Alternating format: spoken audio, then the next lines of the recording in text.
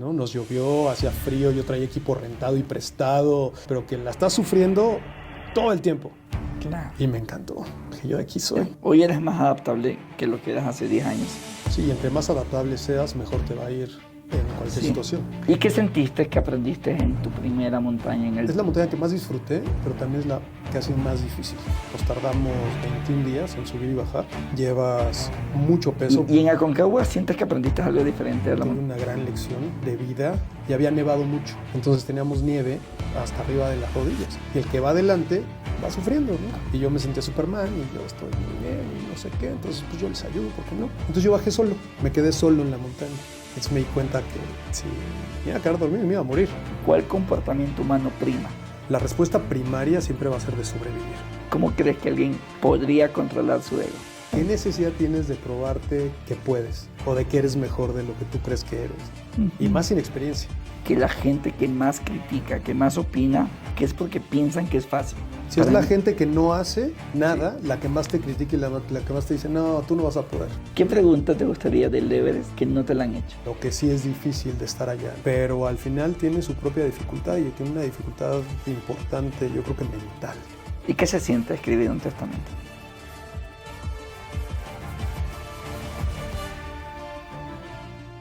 Hola, hola, ¿qué tal? Millán Ludeño por acá y bueno, bienvenido nuevamente a un episodio de este Podcrack, un espacio en donde me reúno con un grupo de cracks para hablar precisamente del momento cuando no lo eran, cuando todo era imposible, cuando nadie te contestaba el teléfono, cuando nadie te abría la puerta, cuando no había financiamiento, cuando no había auspicio, cuando no había nada y cuando razonablemente lo más obvio era abandonar esa idea de sueño. La pregunta es ¿por qué decidieron no abandonarlo? ¿Por qué decidieron pensar que sí podía ser posible? Y hoy, Moisés, una historia encantadora, una historia de revelación, una historia en la que dices, ¿por qué no? Y a partir de ahí, creas toda una visualización en la que defines que sí se puede hacer.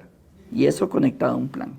Y en ese plan, 1000 aventuras. Desde ir por escalada en roca, a luego llegar a conquistar los 7 picos, las 7 montañas más altas de cada continente, descubrirse como padre, descubrirse como persona, meterse a las profundidades del mar, compartir su aventura como instructor de buceo, como entrenador, como corredor, en fin, muchas facetas que lo único que están diciendo es que las posibilidades son realmente infinitas en la medida que nos permitamos pensarlas como tal. Moisés, buenos días.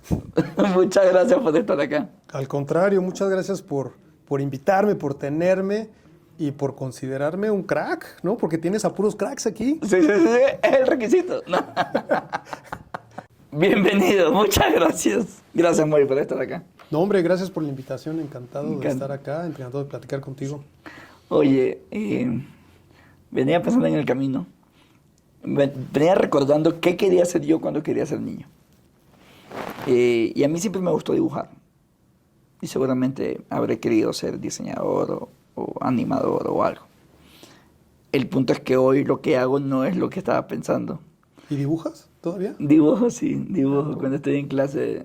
Sobre todo cuando estoy en clase, en alguna clase, rayo, dibujo. Y en negativo se podría ver como que no estoy atendiéndote. ¿Te ayuda a concentrarte? Muchísimo, Sí. me ayuda muchísimo a eso. Y ya en psicología, hoy estudio psicología, hoy ya lo entiendo mejor, ¿sabes? Principalmente soy kinestésico. Entonces la forma como estoy aprendiendo, la estoy expresando. Aunque si estás al otro lado, dices, yo te estoy hablando y Está distraído. Y está sí, está pensando distraído. en otras cosas. Pero en realidad cuando agarro un lápiz y estoy rayando, estoy en mi proceso de cognitivo de entender. Y te cuento esto porque en realidad es una pregunta. Me enteré que de pequeño querías ir a las montañas. Sí, Y de grande lo has conseguido. así sí. O sea, ¿por qué tú haces algo que de pequeño querías y yo no terminé haciendo algo que de pequeño quería? Fíjate que mi papá siempre hacía un chiste, ¿no? Y este es un chiste ahí de persona grande que siempre repiten la misma historia. Sí, sí, Ya me pasa a mí ahora, ¿no? Ya mis hijos me critican por eso. Pero él siempre hacía un chiste que decía que cuando yo había nacido, el médico le había dicho que si no me trepaba la lámpara en 5 minutos era niño, ¿no? Nada más por hacer un chiste ahí de naciste peludo y feo, ¿no? Pero bueno, ese es uno de esos chistes que mi papá siempre hacía. Pero, Qué ¿sabes? cruel ese chiste. Era chistoso. Sabes que era realidad. Yo me quería trepar a todo lo que encontraba. No sé de bebé, no tengo memoria, pero era de... En casa de mis papás había unas rocas ahí volcánicas en el sur de la Ciudad de México, y ahí estaba yo trepado en las rocas volcánicas, ¿no? O sea, había un poste, un algo. Yo me quería trepar. O sea, no sé por qué tenía yo esa inquietud. Y una de esas cosas que dicen los niños, yo decía, entre la edad de 30 años y 40 años, voy a escalar los picos más altos del mundo, ¿no? Y siempre lo dije, pero no sé si era una historia que yo solito me contaba, lo habré agarrado de algún lado, no sé. Y te la empezaste a creer. Y me la empecé a contar. Sí. Y cuando cumplí 32 dije, no lo he hecho, ¿qué tengo que hacer? Y fue cuando tomé conciencia y tomé las riendas y dije, ¿qué necesito hacer para escalar? ¿Y recuerdas el momento? O sea, ¿recuerdas el momento cuando caíste en cuenta que esa novela que te habías contado no la habías hecho? Sí. ¿Dónde estabas? De hecho, yo creo que es Playa del Carmen. ¿En dónde? ¿Sabes que iba caminando por la calle? ¿En la noche? No era de día, estaba yo paseando mi perro, Ya. un labrador viejito, y siempre me ha gustado reflexionar, y reflexiono mucho cuando camino. Ahorita que tú decías de que cuando dibujas entiendes, yo por ejemplo para tomar un curso, un podcast, un audiolibro, tengo que estar haciendo otra cosa, caminando, corriendo, algo. Sí, tu mecanismo de aprendizaje. Sí. Ajá. Y en ese caso estabas caminando. Y yo creo que empecé a tomar conciencia cuando cumplí 30 años, porque yo había dicho que a los 30, ¿no? Y sabes que siempre he tenido como la mentalidad de que todo el mundo se pone metas de algún día. Y algún día nunca llega, ¿no? Yo algún día voy a hacer, ¿no? Y tú también estabas ahí. Y yo estaba en esa, porque ya tenía yo 32. Yo siempre me dije, algún día voy a escalar. Y no había llegado. Y seguías en el mismo grupo. Exactamente. ¿Y qué pasó? Empecé a investigar. Caminando por la calle. O sea, quiero entender por qué... ¿Cuál fue el proceso? Sí. O sea, ¿por qué decides empezar el sueño y no un año más? Porque entiendo que la primera llamada fue a los 30. Pasaron 600 días para esa segunda llamada. ¿Sabes qué? ¿Qué pasó? Tengo una idea en la cabeza de un libro que quiero escribir, que le voy a poner el efecto Forrest Gump. Es que Forrest Gump tomaba decisiones y se iba con ellas, ¿no? Y lo llevó a ser un gran atleta, lo llevó a correr alrededor del mundo, lo llevó a hacer un montón de cosas. Yo así soy. O sea, de repente se me mete una idea en la cabeza y ya está. Estaba yo estudiando una maestría en ingeniería financiera en Ciudad de México, con trabajo, con así una vida más o menos hecha, ¿no? Y se me metió la idea de ir en un barco de vela y enrolarme, y me fui en un barco de vela un año. Pero fue así, ¿no? De repente se me prendió la idea y era de, lo tengo que hacer, ¿qué más Ay, necesito? ni me diga, yo estoy justo en ese momento en mi vida en un barco de vela. Bueno, ¿y? Y creo que es lo mismo. O sea, cuando tuve esa reflexión de, si no lo hago ahora, no lo voy a hacer nunca, fue el momento en que dije, y tengo que empezar a ver cuáles son los pasos que necesito para... Y en ese momento, ¿tu experiencia en montaña? Había yo hecho mucha escalada en roca durante la universidad, y en México es muy fácil ir los fines de semana a escalar en roca. Y me había enganchado con un grupito de gente y de amigos que... Hasta ahí, no había media montaña, no había alta montaña, nada. Nada, absolutamente nada. Ok. Y empezar literalmente en cero, entonces. De cero, sí. Nunca había yo acampado ni siquiera en invierno, en nieve, en nada. Absolutamente sin nada. Equipo, sin nada. Sin equipo, olvídate. ¿Y cuál fue tu primera montaña en el proceso? El primer paso fue hacer un curso de viaje y rescate en glaciar en Alaska. Ok.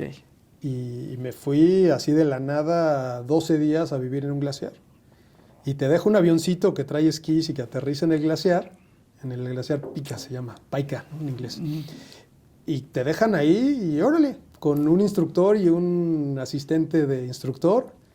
Éramos, quiero acordar, 6, 8 personas. Y miserable, ¿no? Nos llovió, hacía frío, yo traía equipo rentado y prestado. Hicimos diferentes actividades, pero que la estás sufriendo todo el tiempo. Claro. Y me encantó. Dije, yo de aquí soy. ¿Te gustó? Sí. ¿Nunca pasaste por el arrepentimiento? Cada 2, 3 minutos. ¿De a ¿Estás aquí? poquito? ¿Qué carajos haces aquí? Sí, ya. Pero en... Y también entiendes, ¿no? Que hay... Cuando el cerebro entiende que por más que te quejes no hay nada más que hacer, es como que te vuelves a acostumbrar. O sea, te adecuas a la realidad. Sí, totalmente. O sea, sí, sí. A mí sí me ha pasado, seguramente te ha pasado, que hay momentos de incomodidad tan grandes que preferiríamos estar en el modelo anterior. Sí. Ya. Y cuando nos damos cuenta que no hay forma de salir de la montaña, que no hay forma de prender el aire acondicionado en el desierto, que no hay forma de lo que sea, dices, ok, esto es lo que hay. O sea, cuando el cerebro, creo yo, que entiendes que esto es lo que hay, te reprogramas sobre eso. Y sobre Sí. eso buscar una comodidad. Solo que sí hay un tiempito ahí, ¿no? Sí hay un tiempito muy en el que te niegas a aceptar que esto es lo que hay. Yo creo que te ayuda el hecho de que tú tomaste la decisión, ¿no? Que dijiste, Ah, yo voy a también, estar claro. 12 días en un glaciar y no hay de otra, Y ya está. y ya está. Claro, claro. Me estoy acordando de estas novelas cuando la familia rica se queda pobre y entonces hay una semana de frustración, de indignación, de que te quejas por todo y todo. Y de repente en el mismo storytelling ya la familia se acomodó y tiene cuates y un montón de cosas. O sea, Claro. es la alta capacidad que el humano tiene de adecuarse y acostumbrarse a lo que hay. Sí, y entre más adaptable seas, mejor te va a ir en cualquier Sí. situación. ¿Y tu nivel de adaptabilidad ha crecido Yo creo que sí. durante la vida? ¿Hoy eres más adaptable que lo que eras hace 10 años? Yo supongo que sí, pero siempre he sido muy adaptable. Ah, ok. Yo ya. siempre he sido como que muy flexible, siempre digo, soy fácil, ¿no? La verdad es que Ya. pide lo que tú Fluyes. quieras, pide lo que tú quieras, ¿no? No tengo problema. Sí. Hay gente que, por decirte algo, mexicanos que viajan al extranjero y se llevan su salsita o sus chiles, o porque les gusta comer de cierta manera. Ajá. No, yo a donde voy, lo que haya de comer, eso como. Ya. No tengo esos límites, pues. ¿Con qué hoy sientes que peleas más?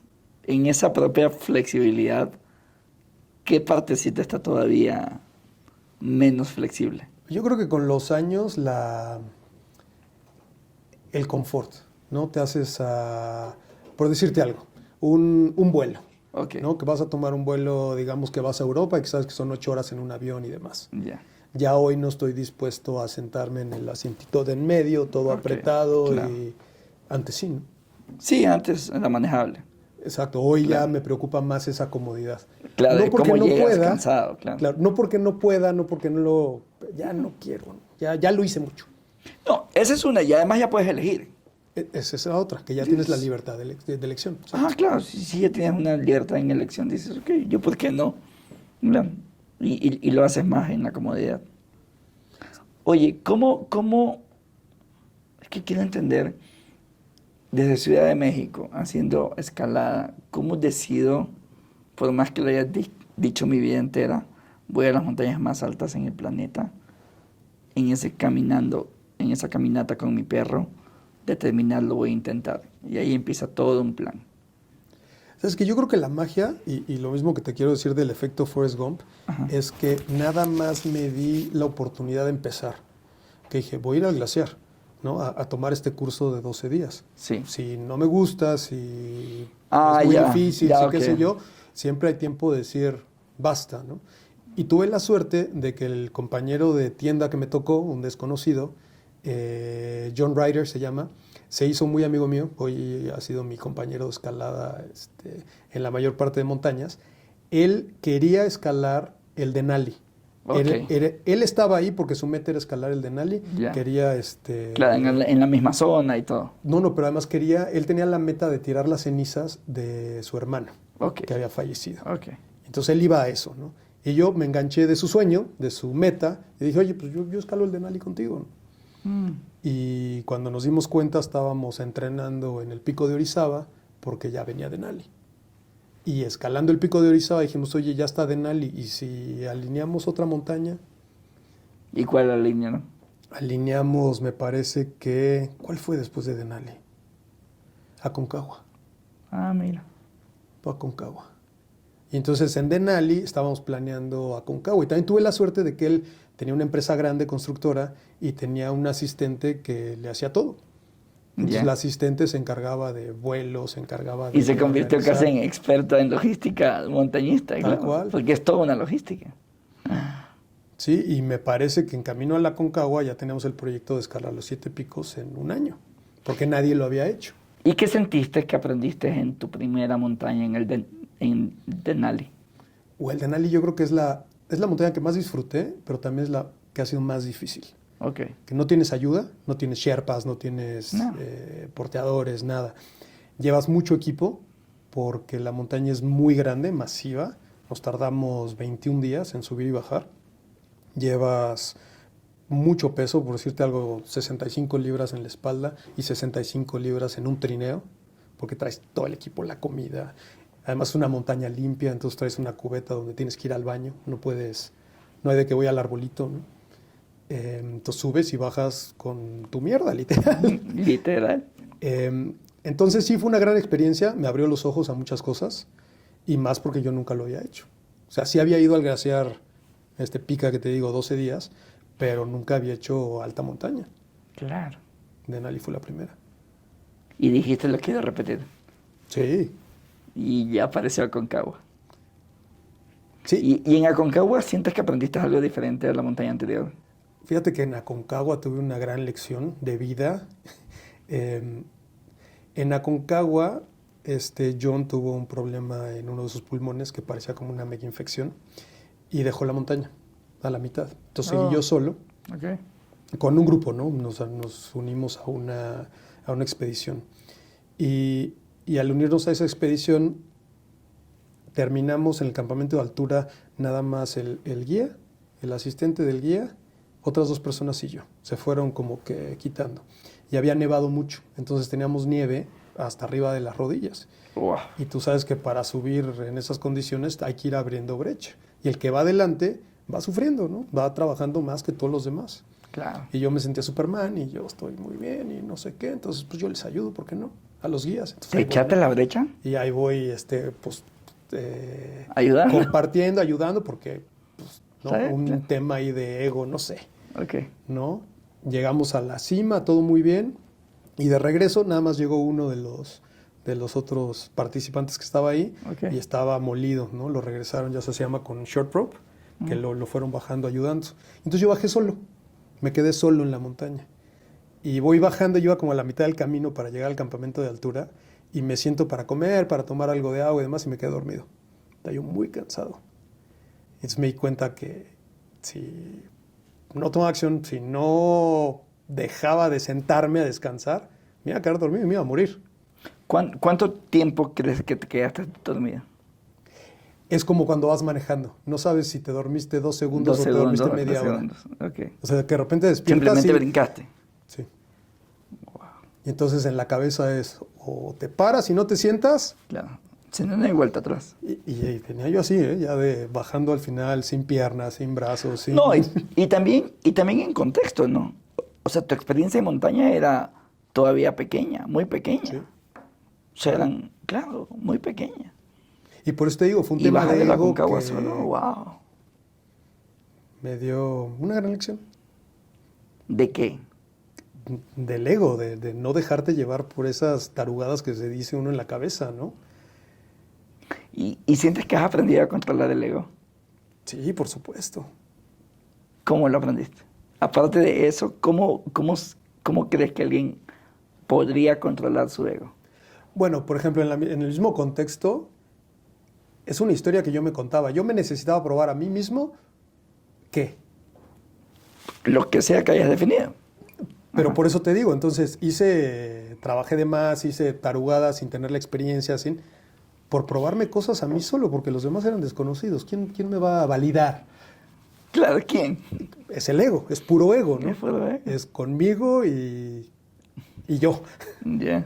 Entonces aprendí a no hacer ese tipo de tarugadas, En la siguiente montaña. de quererme, pero en todo, en la vida, ¿no? Claro. ¿Qué necesidad tienes de probarte que puedes?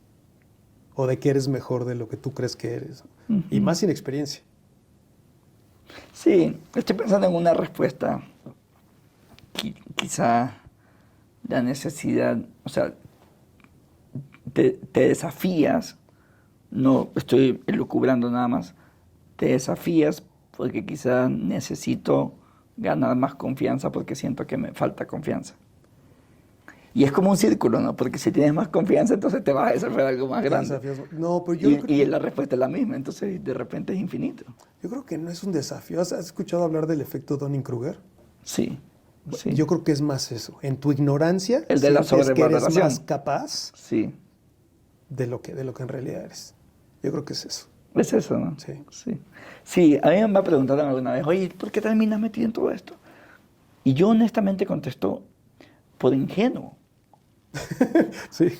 O sea, en realidad es por ingenuo. O sea, tú eres empresario, eres un exitoso empresario. O sea, si uno supiera lo difícil que es ser empresario, seguramente no se metería a ser empresario.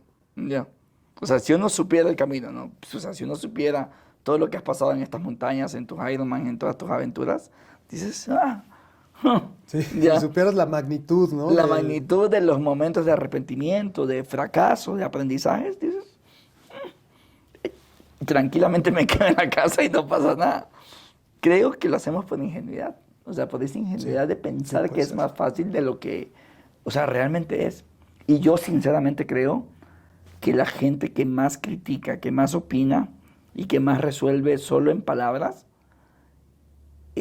creo que es porque piensan que es fácil. Sí.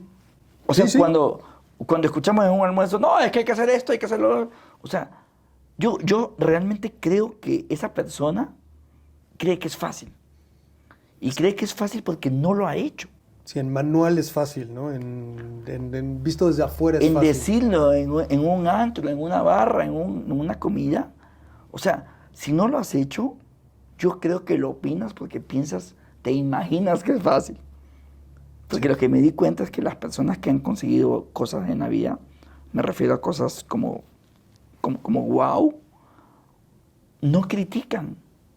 O sea, seguramente te pasó. Tú vas y cuentas un proyecto, alguna aventura que quieras hacer, y si te encuentras con alguien que ha hecho algo similar, no te lo va a tumbar al proyecto. Se pone en una lógica de, oye, llama a yo conozco a alguien y te pueden contactar, que no sé qué cosas. Se pone más en una lógica posibilitadora que en minimizarte tu aventura. Sí. Porque como ya pasaron por ahí y ya saben que es difícil, en tal caso más quieren colaborar que criticar. Entonces, Si es la gente que no hace nada, la que más te critica y la que más te dice, no, tú no vas a poder.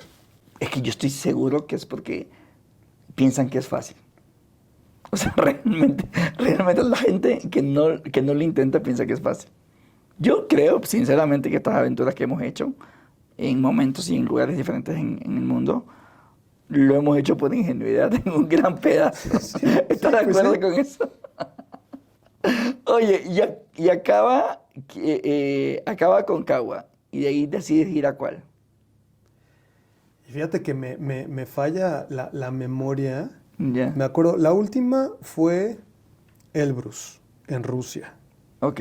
Antes de Elbrus la terminé con John, después de que tuvo su mira. enfermedad y demás. Ya. Antes de Elbrus estuve en el Everest.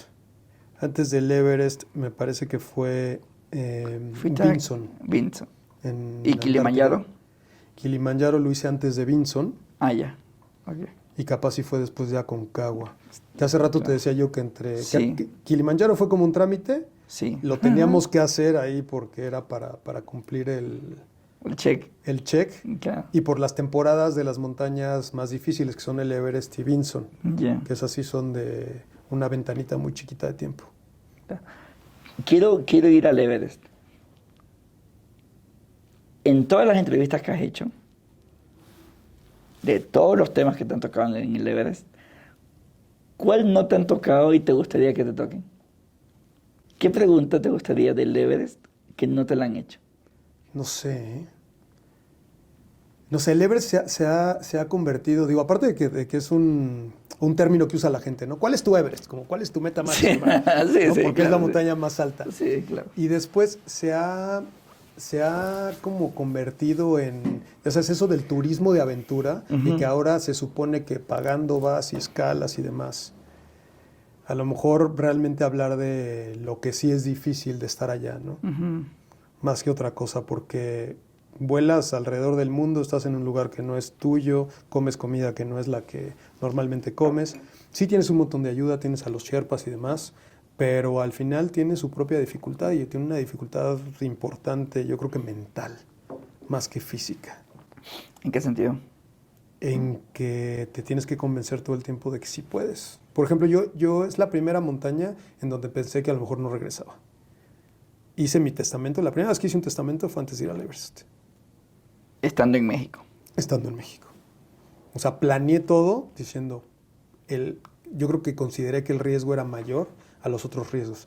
Por ejemplo, hoy sé que el de Denali pudo haber sido más complicado y más peligroso. Sí. Pero cuando fui al Denali, por misma ignorancia, No lo sabía, pensé. claro. No lo pensé así. Y nunca hubo el testamento ahí. No. Y en el Everest, Y sí. en el Everest, sí. ¿Y qué se siente escribir un testamento? Nada. La verdad ¿No? que nada, porque al final piensas que si el testamento tiene que hacer su función, pues tú ya no estás. ¿Ya qué te importa? No importa si está mal escrito, dices. Claro. Qué loco. Nunca he escrito un testamento. ¿No? Y en serio tengo una pregunta honesta de qué se siente escribir un testamento. Y yo creo que vale la pena. Te deja tranquilo. No hoy, o no cuando lo escribas, sino si en algún momento estás en riesgo de vida, Ya está. por lo menos no tienes ese pendiente, ¿no? Claro.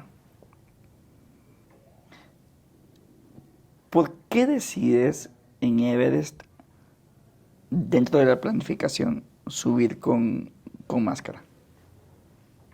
Nunca pensé en subir sin oxígeno. Ya. No era una meta que yo tenía, yo nada más quería llegar a la cima. Me uní a una expedición grande, íbamos muchos y tiene diferentes programas en la misma, ¿no? Hay quienes van con un guía, hay quienes van con sherpas y hay quien va a escalar solo. Y ¿El te tuyo, lo permiten. el Yo tuyo iba solo. fue Yo iba solo? Sí, Ok. sí. Solo es un decir porque le debes a los sherpas todo. Ellos montan los campamentos, ellos... Las cuerdas, todo. Las cuerdas, ¿no? Los Khumbu Doctors, ¿no? O Icefall Doctors que les llaman. Entonces realmente pues dependes de ellos para poder subir. Pero yo quería subir solo porque es una experiencia diferente. Sí, claro. El no estar enganchado a un grupo, el no depender de si ya cambio de línea, si no... Oye, ¿y qué pasó cuando llegaste al Hillary? Al paso. Cuando llegamos temprano, nosotros salimos del campamento de altura. Ajá. De noche, con lamparitas, iba subiendo por las líneas. Llegamos al escalón Hillary, yo creo que acababa de amanecer. Y ya había escaladores arriba, los primeros que llegaron ese día. Ya. Y ellos estaban bajando. Entonces yo era el primero, yo llegué y me senté ahí y estaban bajando. Y como es la misma línea, pero tú dices, es la misma línea. No, hay 50 líneas ahí viejas de años anteriores y no sabes cuál es la nueva. Buscas la que parezca La que mejor parezca conservada, nueva. claro. Wow, ya. Pero están bajando y solamente puede caber un escalador porque es Por una eso, roca claro. muy expuesta que le das la vuelta. Ya. Entonces solamente cabe una persona. Entonces yo estoy ahí y aviso por radio, porque traemos radios, y había uno de los guías de mi expedición que había subido en un privado, él llevaba a otro escalador, que venía bajando. Ya. Entonces me puse de acuerdo con él y él hizo así como de oficial de tránsito, los detuvo Claro, y fácil. nos dejó subir. Entonces empezamos como unos suben, otros bajan y así. Claro. Wow. Y ya parado ahí, ya la viste a la cima. Sí, la cima la ves desde la cima sur, porque sube un pico, luego baja La y ves viene mucho toda la antes. travesía, Yeah. luego está el escalón Hillary y luego viene pues como una planicie Sí, la así. planicie. Oh. Sí, ¿Y qué tal el sentimiento? padrísimo, pero yo creo que es la única montaña que no disfruté la cima, porque tenía yo en la cabeza, es la mitad del camino, vámonos, ya vámonos. Te digo que fue la primera montaña que yo venía consciente del riesgo. Entonces llegué, ya se toma la foto, no sé qué, volteas para todos lados, pisas China, pisas Nepal y dices, vamos. Ya está. Sí. ¿Es la montaña con la que sentiste más miedo? O sea, miedo presente. No que tuviera miedo, estaba consciente del riesgo y quería Ok. minimizar el riesgo lo más rápido posible. Ok, listo. Estaba muy presente el tema. Estaba presente Bueno, desde el testamento, claro. todo el tiempo, sí. Desde el testamento. ¿Cuándo te sentiste seguro? Llegando al campamento 2. De hecho, me aventé un día muy largo porque llego al campamento de altura de regreso, trato de dormir, no puedo dormir. Siempre tomas, comes, no tienes apetito, pero tomas sopa, ¿no? Y dije, me voy al campamento 2. Y te digo que yo iba en un programa en donde estás solo, ¿no? Ah, bueno, pues bye. Traes radio, traes todo. Y te lo echaste.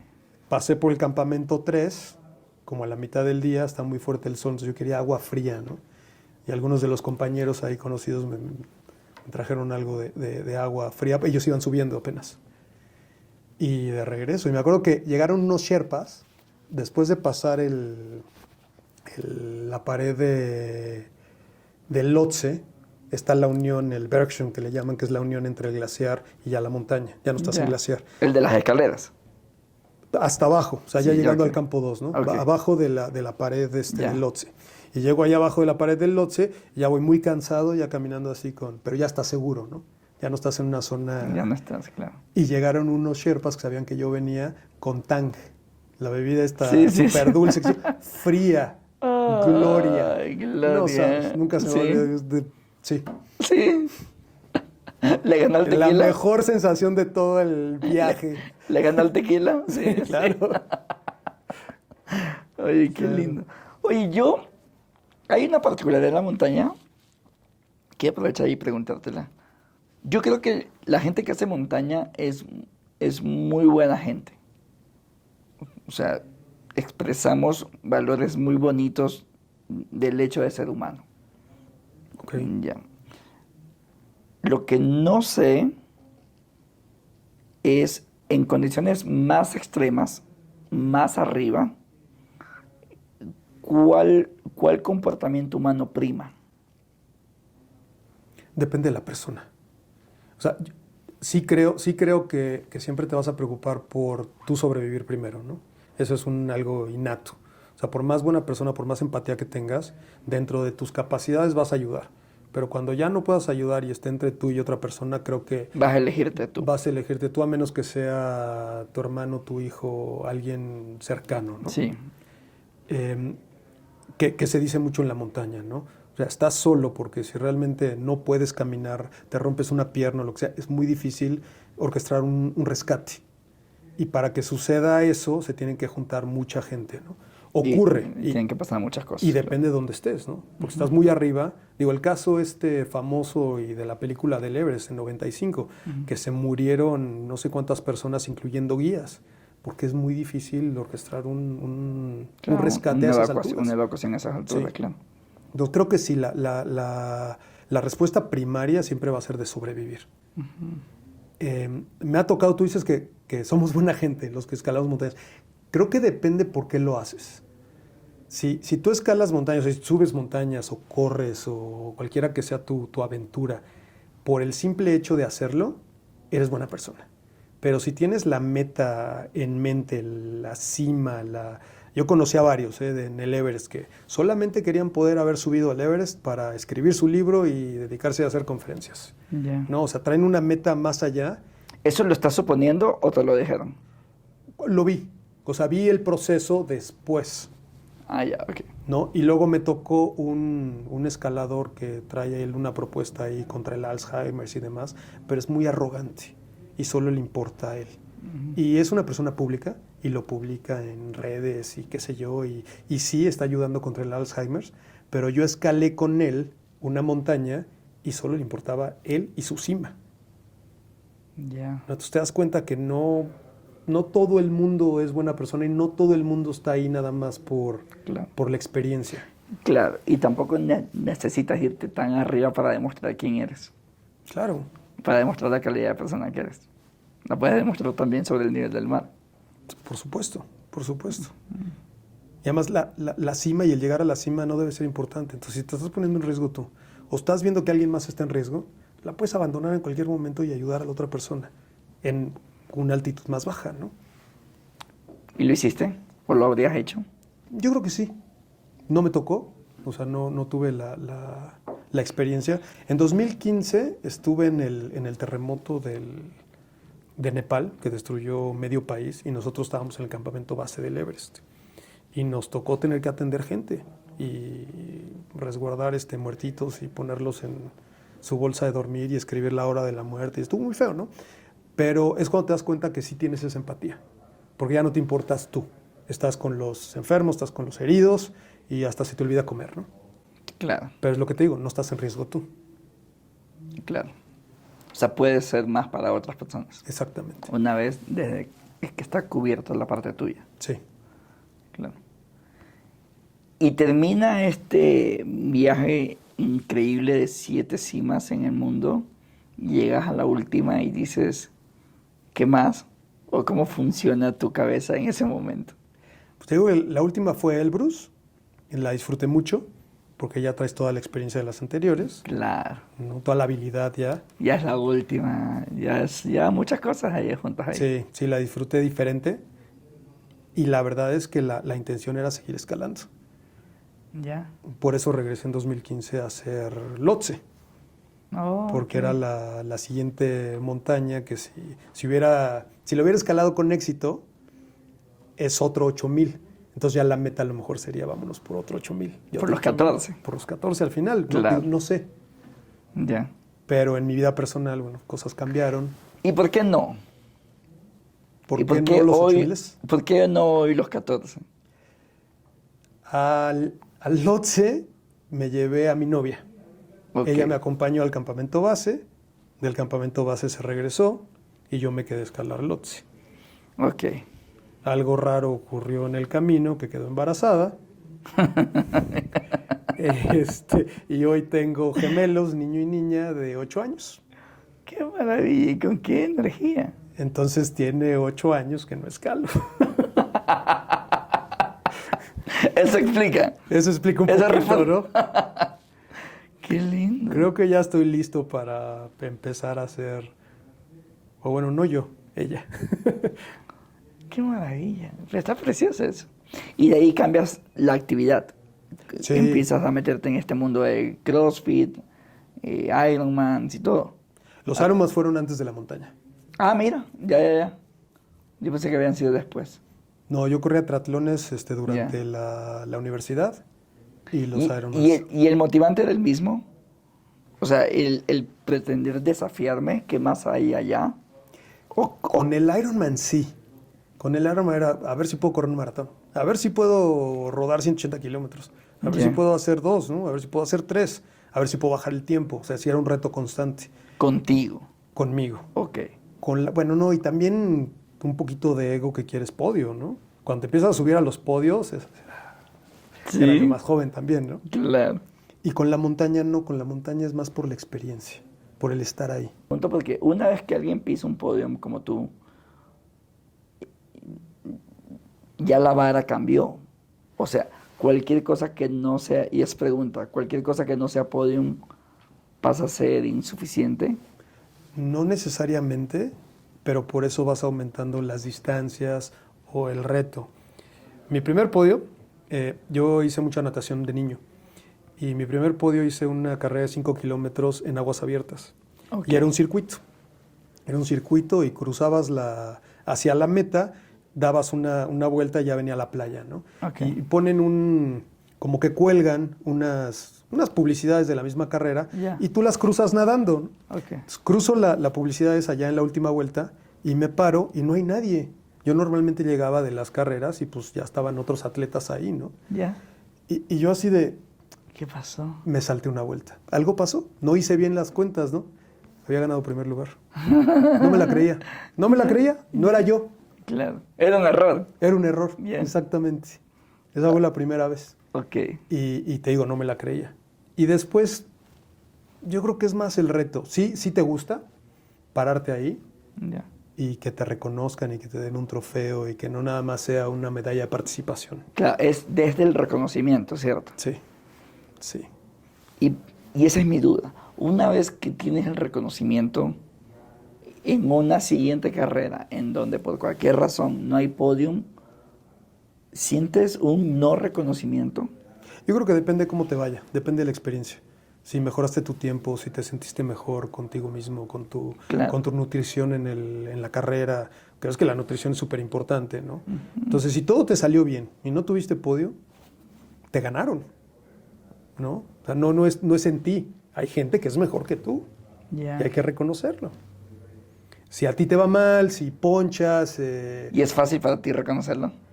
hoy sí. Sí. ¿Cuándo era difícil? Yo creo que entre más joven tienes más ese ego de decir Yo soy, yo claro. soy el mejor, ¿no? Claro. Es cierto. Y hoy ya hay más sabiduría al final del día, ¿no? Y claro, vas aprendiendo de los tropezones. ¿Con qué actividad física crees que subiste más tu sabiduría? ¿Con qué actividad física? Híjole, yo creo que con la montaña. ¿Sí? Sí, porque ¿Por qué? son grandes lecciones, tienes mucho tiempo para reflexionar, tienes mucho dolor durante mucho tiempo, ¿no? Y dolor no me refiero en el mal sentido, ¿no? Hace frío, necesitas tener cuidado Sí, con... estás incómodo, ¿no? Sí, claro. Estás trabajando todo el tiempo. Claro. Duermes en una bolsa, ¿no? No te puedes ni acurrucar a gusto. No, nada.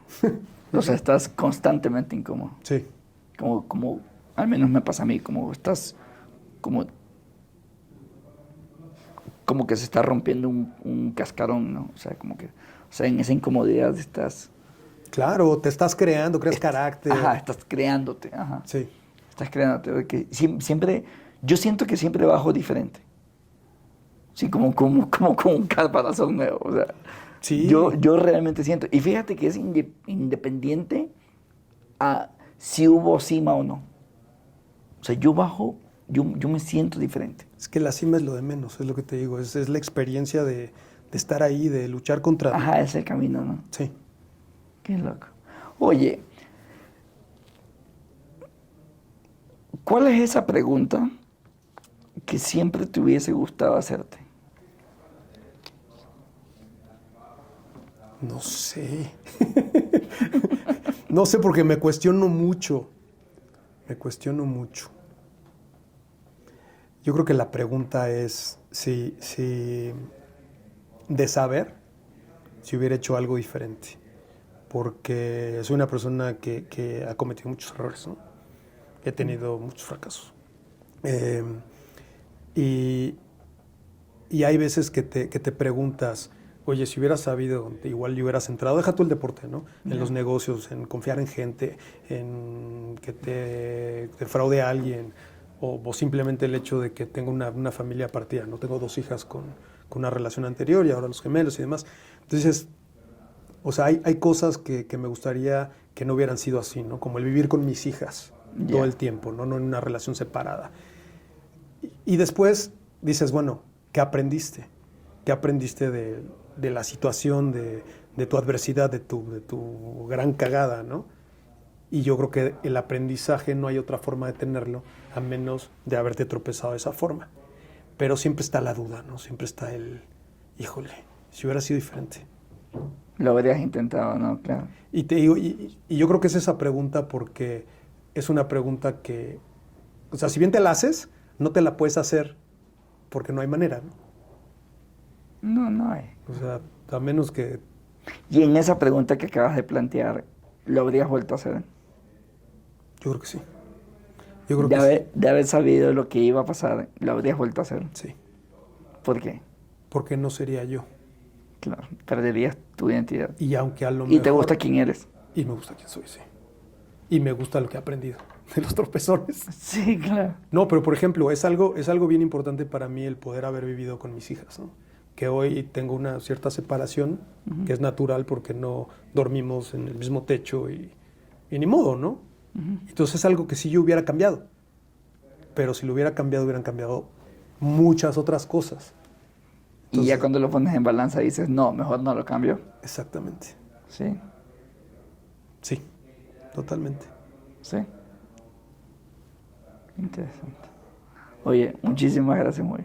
No, hombre, gracias a ti. Gracias por el espacio. Me encantó conocerte y bueno, sí, y conectar justo en esta historia de cómo podemos atrevernos a lo que razonablemente podría haber sido imposible. razonablemente podría haber sido imposible o es imposible para mucha gente. No hay cosas que tú haces que yo no podría. Y así lo considero, entonces está muy padre. Y creo que como decían acá, tenemos un montón de cosas en común. Qué chévere. Que seguir platicando. Segurísimo. Hay un riesgo en seguir practicando, ¿sabes? En seguir platicando. Se nos puede ocurrir una locura juntos. Ya lo había pensado. ¿Ya lo había pensado? Sí. Claro, decía, aquí hay un riesgo. O sea, el riesgo que puede aparecer alguna idea chévere.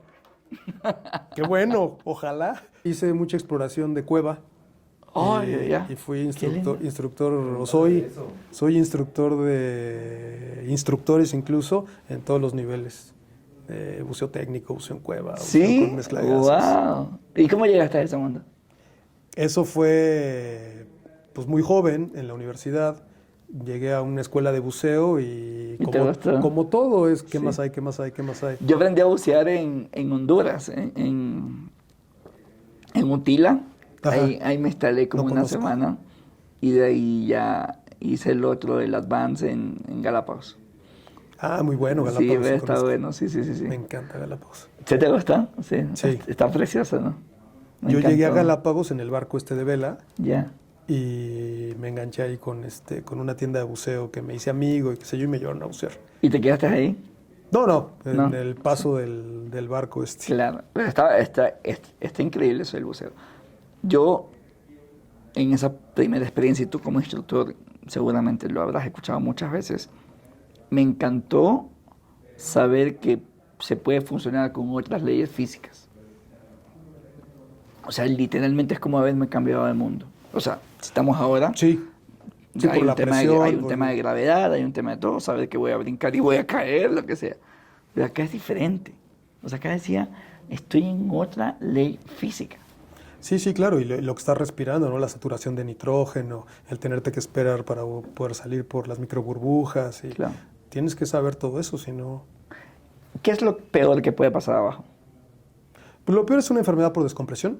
Eso en aguas abiertas, que significa que el gas inerte, que es el nitrógeno, crece, se hacen burbujas y tapa las articulaciones o se puede ir al cerebro, ¿no? ¿Y ahí cuánto tiempo tienes para reaccionar? Hay tablas de la Marina de Estados Unidos, son las primeras, y de hecho el primero que empezó a investigar con esto se llamaba Haldane, de apellido Haldane, y las tablas simplemente van reduciendo como que los tiempos de descompresión y tiene ciertos permisos de estar a ciertas profundidades cierto tiempo. Por decirte algo, a 30 metros puede estar 30 minutos. Si bajas más, puede estar menos tiempo. Y así. Y luego tiene que haber una velocidad controlada de ascenso. Si subes muy rápido, también se pueden generar microburbujas. Y lo peor que podría pasar es que te quedes mucho tiempo en una posición como tal. En una profundidad, sí. Me refiero en la profundidad. Sin hacer descompresiones. Sin hacer descompresiones. Y terminas con una enfermedad por descompresión y acabas, para salir, tienes que volver al agua, volver a la presión o ir a una cámara hiperbárica. Claro. Que ya me tocó. ¿Te tocó? Sí, ya estuve en cámara hiperbárica. Ya tuve enfermedad por descompresión. ¿Dónde fue? ¿Cuándo fue? En Mérida.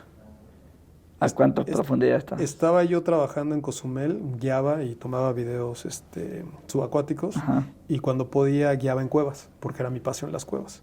Entonces vinieron unos amigos de Ciudad de México y fui a guiar a Mérida. En Mérida hay unos cenotes muy profundos, ¿no? Muy bonitos, agua cristalina. Y pues obviamente te digo, cuando eres joven, yo a mis 22 años, te crees Superman, no pasa nada, yo puedo bucear todas las veces, yo conozco mi cuerpo. Claro. Nada, que conozco mi cuerpo. Buceé con mi hermano esa vez, bajamos, me parece que eran 206 pies, un poquito más de 60 metros, y hicimos todo bien. O sea, las descompresiones y todo, no teníamos gases, entonces tuvimos que bucear con aire, que el nitrógeno es más pesado que un helio, pero es más permisivo, ¿no? También no es tan... Cuando tienes una enfermedad por descompresión con nitrógeno, tienes mucho tiempo de reaccionar, con helio es muy, muy rápido, por las burbujas más grandes. Okay. Entonces, bueno, salgo del agua, tenía yo mucho frío, mucha fatiga, pues, síntomas. Y te empieza la negación. No, a mí no me va a pasar eso. No, a mí no me va a pasar eso. En la noche ya tenía dormida la mitad de la cara, todo el brazo dormido y demás. Y la única cámara hiperbárica que había estaba en el Seguro Social, entonces hablamos del Seguro Social y en lo que llega el médico, todo un proceso. Además que es una cámara monoplaza, les llaman, es un tubo de ensayo de tu Sí. tamaño. Y te meten ahí y estás así, no Sí. te puedes ni voltear. Yo me meto en esas cámaras cuando hago un entrenamiento muy fuerte. Ajá, Sí, para recuperar. Para recuperar, claro. Sí, me instalo ahí 1 hora y media, 2 horas. Sí, porque oxigena todas las células. Oxígeno, claro, o sea, es brutal. Oye, desde que te pasa eso en la noche, en la cama, que te empiezas a adormecer todo, hay un tiempo en el que si ya no llegas ahí, ya no hay vuelta atrás. Pues lo peor que puede suceder es que haya un daño en el tejido. Y ya el daño... Y ya no haya recuperado. Puede haber cirugías, puede haber muchas cosas, pero el riesgo mayor es que una burbuja se plante en la espina y se vaya al cerebro. Y ahí es como un embolio. Le llaman aeroembolia, de hecho. Y eso ya no lo controlas. No hay nada que hacer. No hay nada que hacer. Y puede pasar incluso en el mar, abajo. Sí, es difícil con aire, te digo que el aire Sí. es más permisivo y es difícil haciendo buceos recreativos porque traes un tanque que dura cierto tiempo y entre menos experiencia tienes, más rápido te acabas el aire. ¿Y tú sientes que la gente que está aprendiendo a bucear dimensiona esto? La gente que está aprendiendo a bucear tiene miedo natural. Entonces le tienen miedo a la profundidad, le tienen miedo a ascender rápido. Entonces ellos solitos se cuidan. El riesgo mayor, por ejemplo, cuando daba cursos de buceo en cueva, el riesgo mayor es que te llegaban los instructores que se sentían con mucha experiencia, hacían el curso y luego después del curso hacían estupideces, porque se sienten muy capaces. Ese es el riesgo. Gente con experiencia en recreativo se mete a buceo técnico o buceo de cuevas y mete la pata. Sí.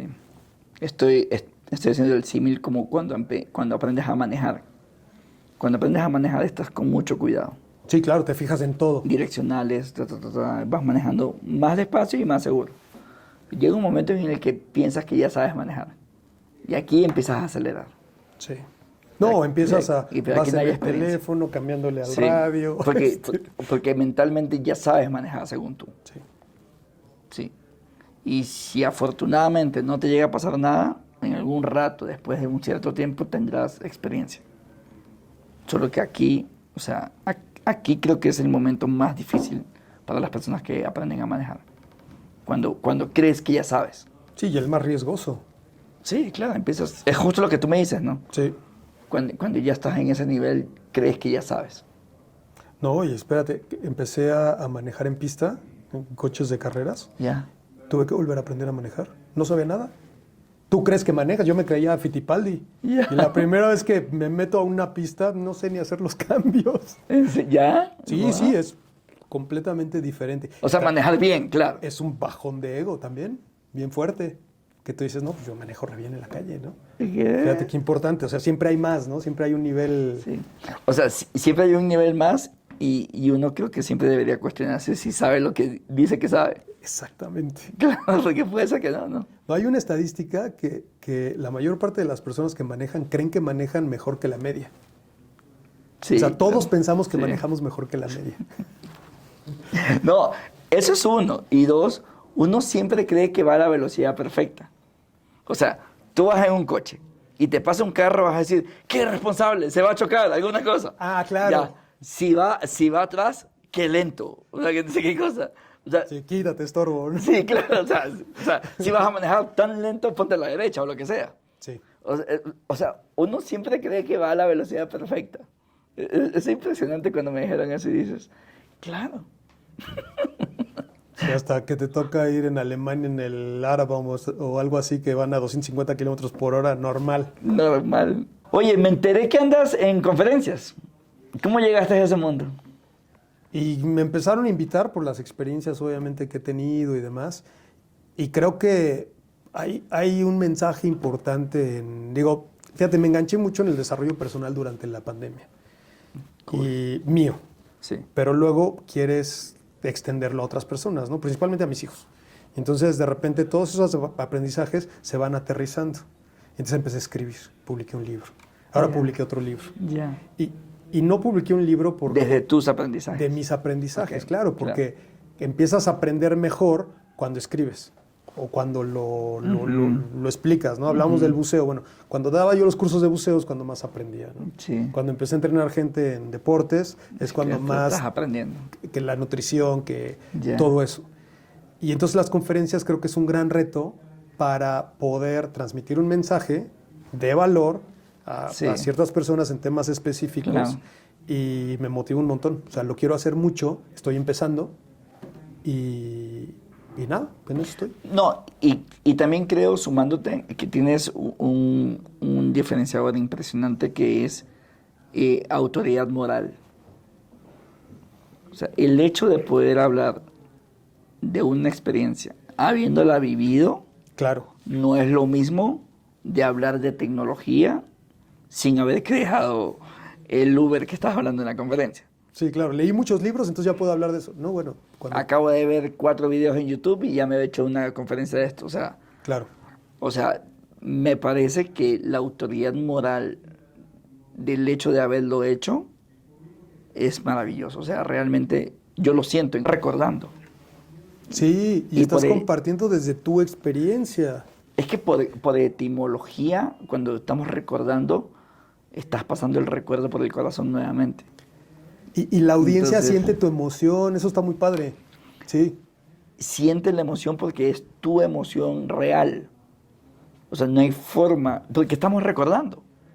O sea, estamos recordando. Y no estamos recordando el video, no estamos recordando el párrafo.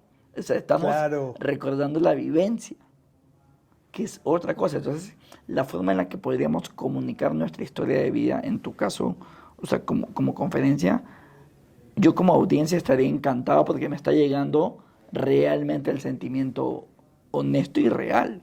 O sea, es maravilloso. Pues esa es la idea.